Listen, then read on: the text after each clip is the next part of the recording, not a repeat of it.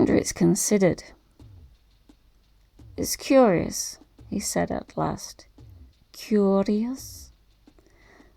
That you should think I can get us out of here. I wonder what you think I can do." "Can you get us to the moon base?" "The moon base? How?" "There must be some way." Hendricks shook his head. "No, there's no way that I know of." Tasso said nothing. For a moment her steady gaze wavered. She ducked her head, turning abruptly away. She scrambled to her feet. "More coffee?" "No." "Suit yourself." Tasso drank silently. He could not see her face. He lay back against the ground, deep in thought, trying to concentrate. It was hard to think. His head still hurt, and the numbing daze still hung over him. "There might be one way," he said suddenly. "Oh?" "How soon is dawn?" 2 hours. The sun will be coming up shortly. There's supposed to be a ship near here. I've never seen it, but I know it exists." "What kind of a ship?" Her voice was sharp. "A rocket cruiser." "Will it take us off to the moon base?" "It's supposed to, in case of emergency." He rubbed his forehead. "What's wrong?" "My head. It's hard to think. I can hardly concentrate. The bomb." "Is the ship near here?" Tasso slid over beside him, settling down on her haunches. "How far is it? Where is it?" "I'm trying to think." Her fingers dug into his arm. "Nearby?" Her voice was like iron. "Where would it be? Would they store it underground? Hidden underground?" "Yes, in a storage locker." "How do we find it? Is it marked? Is there a code marker to identify it?" Hendricks concentrated. "No marking, no code symbol." "What then?" "A sign." "What sort of sign?" Hendricks did not answer. In the flickering light, his eyes were glazed, 2 sightless orbs. Tasso's fingers dug into his arm.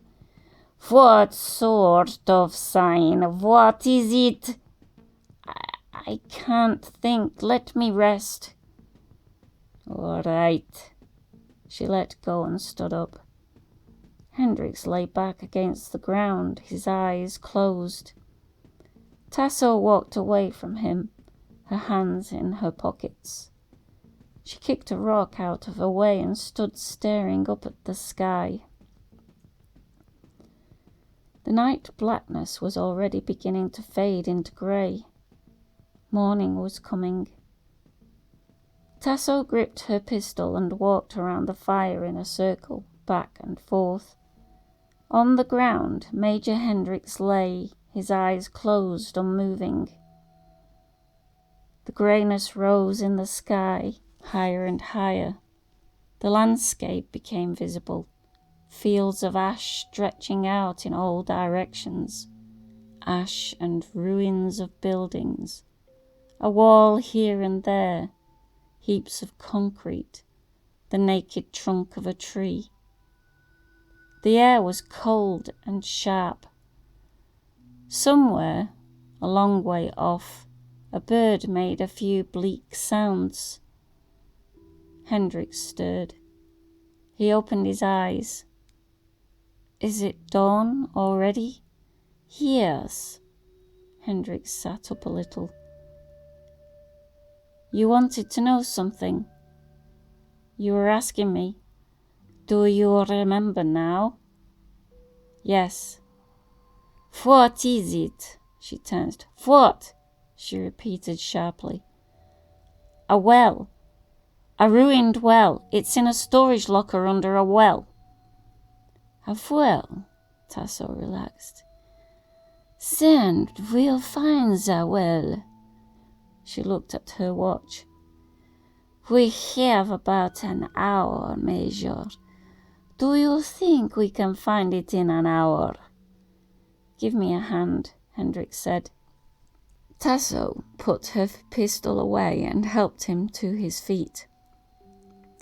This is going to be difficult. Yes, it is. Hendricks set his lips tightly. I don't think we're going to go very far.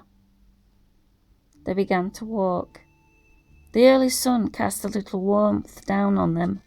The land was flat and barren, stretching out grey and lifeless as far as they could see. A few birds sailed silently, far above them, circling slowly. See anything? Hendricks said. Any claws? No, not yet. They passed through some ruins, upright concrete and bricks, a cement foundation. Rats scuttled away. Tasso jumped back warily. This used to be a town, Hendricks said. A village. Provincial village.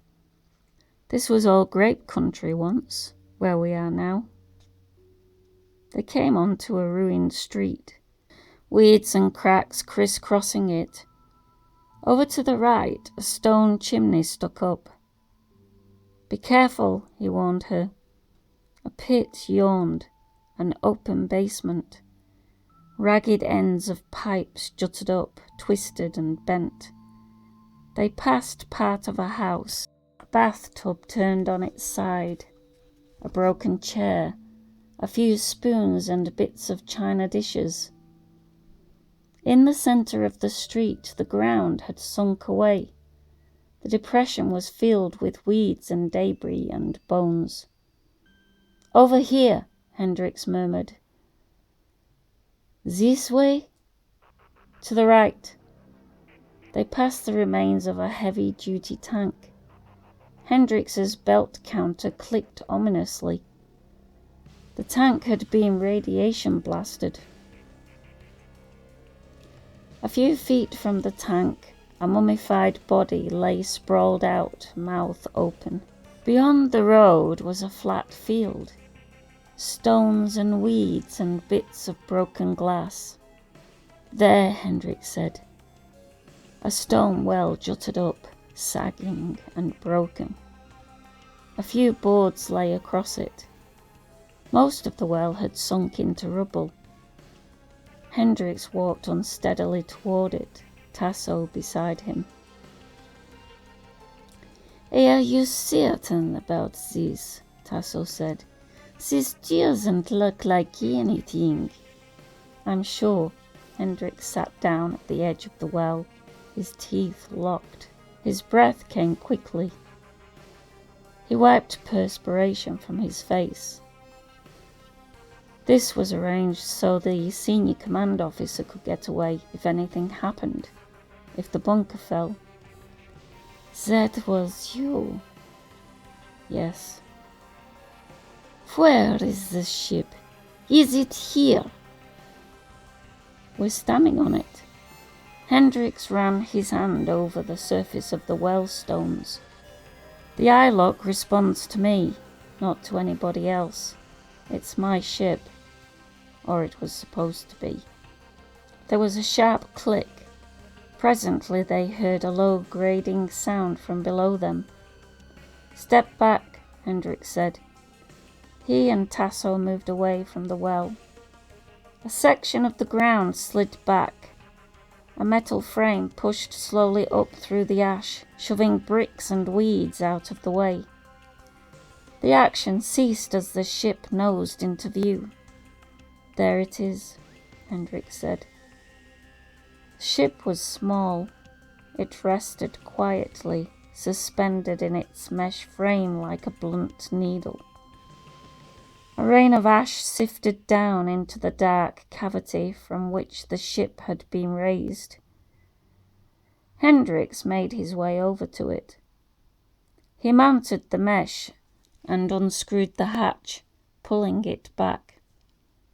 Inside the ship, the control banks and the pressure seat were visible. Tasso came and stood beside him, gazing into the ship. "I am not accustomed to rocket piloting," she said after a while. Hendricks glanced at her. "I'll do the piloting." "Will you? There's only one seat, Major. I can see it's built to carry only a single person." Hendricks' breathing changed. He studied the interior of the ship intently. Tasso was right. There was only one seat. The ship was built to carry only one person. "I see," he said slowly. "And the one person is you?" She nodded. "Of course." "Why?" "You can't go. You might not live through the trip. You're injured. You probably wouldn't get there."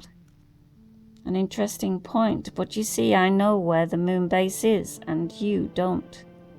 You might fly around for months and not find it. It's well hidden, without knowing what to look for." "I'll have to take my chances. Maybe I won't find it, not by myself, but I think you'll give me all the information I need. Your life depends on it." "How?" "If I find the moon base in time, perhaps I can get them to send a ship back to pick you up. If I find the base in time. If not, then you haven't a chance. I imagine there are supplies on the ship. They will last me long enough." Hendricks moved quickly, but his injured arm betrayed him. Tasso ducked, sliding lithely aside. Her hand came up, lightning fast. Hendricks saw the gun butt coming. He tried to ward off the blow, but she was too fast. The metal butt struck against the side of his head, just above his ear. Numbing pain rushed through him. Pain and rolling clouds of blackness. He sank down, sliding to the ground. Dimly, he was aware that Tasso was standing over him, kicking him with her toe. "Major! Wake up!" He opened his eyes, groaning. "Listen to me." She bent down, the gun pointed at his face. "I have to hurry. There isn't much time left. The ship is ready to go, but you must give me the information I need before I leave." Hendricks shook his head, trying to clear it. "Hurry up! Where is the moon base? How do I find it? What do I look for?" Hendricks said nothing. "Answer me." "Sorry." "Major, the ship is loaded with provisions. I can coast for weeks. I'll find the base eventually, and in half an hour you'll be dead. Your only chance of survival." She broke off.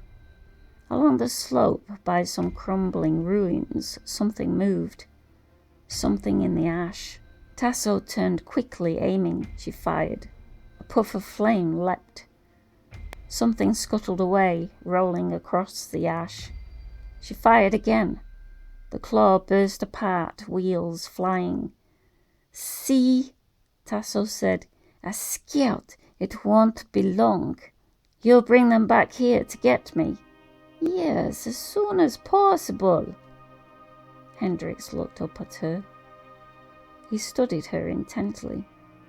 "You're telling the truth?" A strange expression had come over his face. An avid hunger. "You will come back for me. You'll get me to the moon base."